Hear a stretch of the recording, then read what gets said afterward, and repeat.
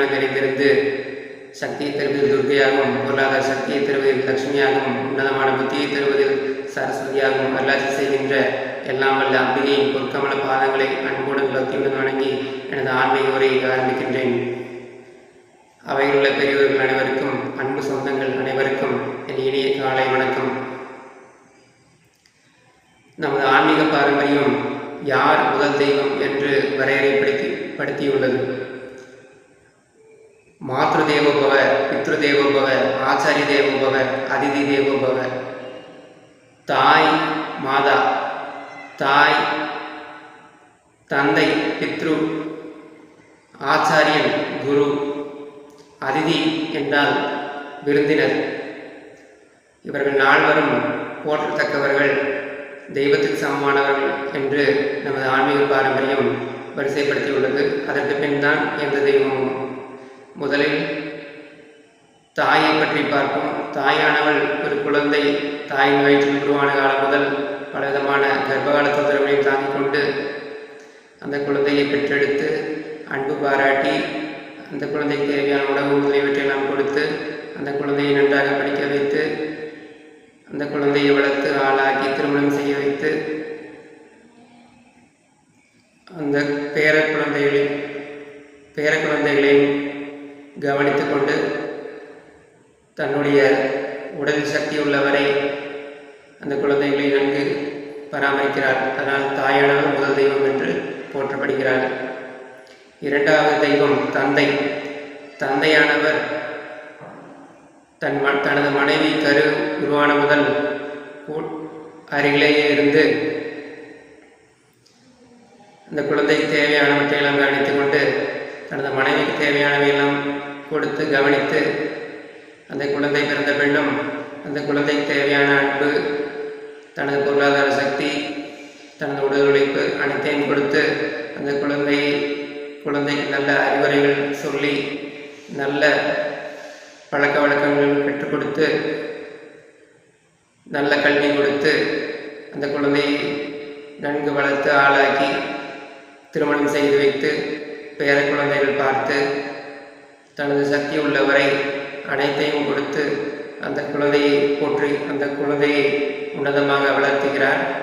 அதனால் தந்தை எனப்படுவார் இரண்டாவது தெய்வம். மூன்றாவது தெய்வம் ஆச்சாரியன் எனப்படும் குரு. குரு என்பவர் அறியாமை என்னும் இருளை நீக்கி ஞானம் என்ற ஒளியை தருபவர்.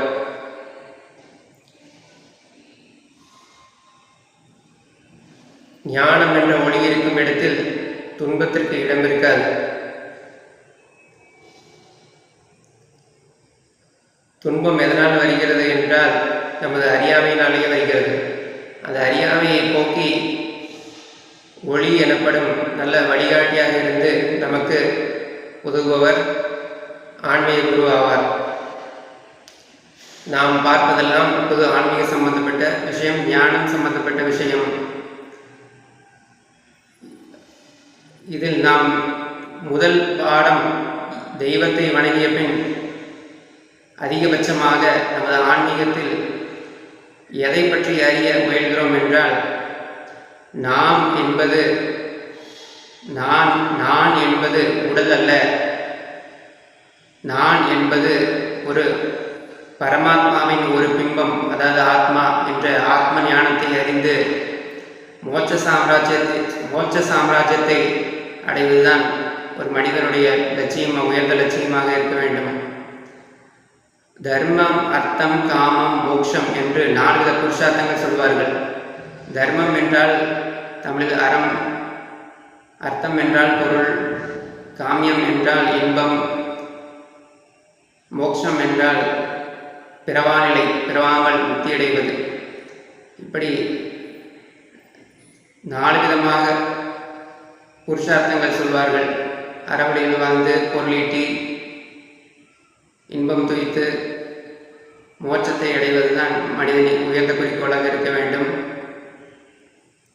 அந்த மோட்ச சாம்ராஜ்யத்தை அருள் செய்பவர் குரு எனப்படுவார். அடுத்து அதிதி எனப்படும் விருந்தினர். அதிதி என்றால் விருந்தினர் விருந்தினர் தெய்வத்துக்கு சமமானவர் என்று நமது ஆன்மீக பாரம்பரியம் வலியுறுத்துகிறது.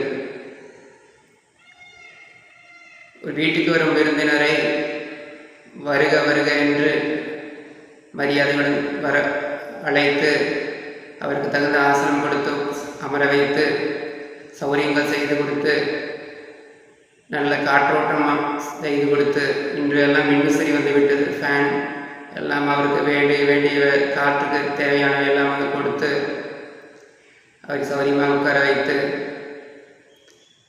அவருக்கு தண்ணீர் தாக சாந்தி ஏற்படும் வரை தண்ணீர் கொடுத்து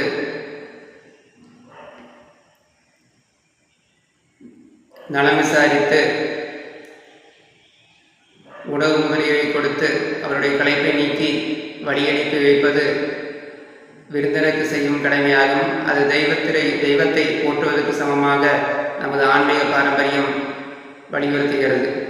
அதனால் அதிதி எனப்படுபவர் தெய்வத்துக்கு சமமானவர், விருந்தினர் தெய்வத்துக்கு சமமானவர் என்று கூறப்படுகிறது. இந்த 4 தெய்வங்களை நன்றாக போற்றி வணங்கினாலே தெய்வம் மகிழ்ச்சி அடையும். இந்த 4 தெய்வத்தை மட்டும் மகிழ்ச்சிப்படுத்தினால் போதுமா என்றால், முதலில் இந்த தெய்வங்களை மகிழ்ச்சிப்படுத்திவிட்டு அடுத்த தெய்வமான கோவிலில் நாம் அனைவரும் அறிந்த தெய்வத்தை மகிழ்ச்சிப்படுத்த வேண்டும் என்று நமது ஆன்மீக பாரம்பரியம் விளக்குகிறது. இந்த 4 தெய்வங்களும் கோவிலில் உள்ள 5வது தெய்வமும் தர்மத்துக்கு உட்பட்டவையே ஆகும் என்பதை இங்கே மிக முக்கியமாக கவனிக்க வேண்டும். தர்மத்துக்கு விரோதமாக கோவிலுக்கும் தெய்வமாக இருந்தாலும் தர்மத்துக்கு விரோதமாக நடக்கக்கூடாது என்பது தெய்வத்துக்கும் தர்ம வரையறைகள் உண்டு. அதனால் 4 தெய்வங்களையும் வணங்கி 5வது தெய்வத்தையும் வணங்கி நன்மைகள் பல பெற்று நலமுடன் வளமுடன் வாழ எல்லாம் வல்ல இறைவனை பிரார்த்தனை செய்கிறேன்.